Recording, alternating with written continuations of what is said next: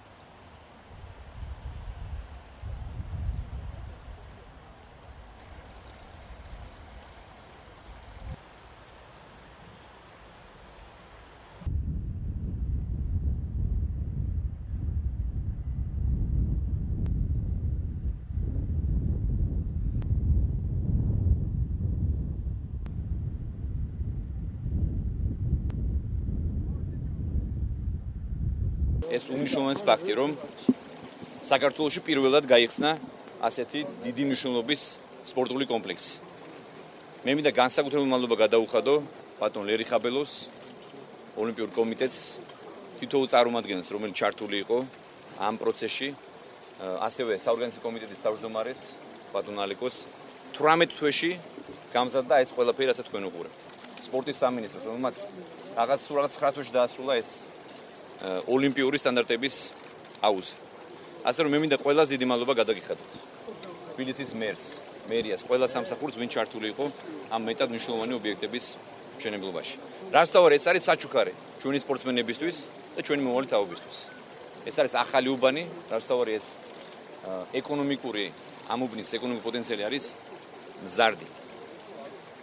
და როგორც აღნიშნე, ეს არის ეკოლოგიურად სუფთა უბანი და ჩვენ გვაქვს მოლოდინი, რომ ინტერესი ამ უბნის მიმართ გაათმაგდება. მნიშვნელოვანია, რომ საერთაშორისო სტანდარტების ობიექტები აიხსნა და სპორტული ინფრასტრუქტურა შეემატა საერთაშორისო სტანდარტის რამოდენიმე არენა. ეს რა თქმა უნდა, პირველ რიგში პროფესიული სპორტის განვითარებას შეუწყობს ხელს, ასევე დარწმუნებული რომ მასიური სპორტის განვითარებასაც შეუწყობს ხელს, რომ სპორტის მოყვარულს, განსაკუთრებით ახალგაზრდებსაც შეიძლება რომ მოგზავნდნენ და სპორტში ჩაებან, იმიტომ ჯანსაღ ცხოვრების წესი არის მთავარი რაც ჩვენი ქვეყნის არის უპირატესი სპორტის პროპაგანდა, არის ყველაზე მნიშვნელოვანი და დარწმუნებული რომ ეს არის ძალიან დიდი საჩუქარი სახელმწიფოსგან სპორტსმენებისთვის და სპორტის მოყვარულებისთვის.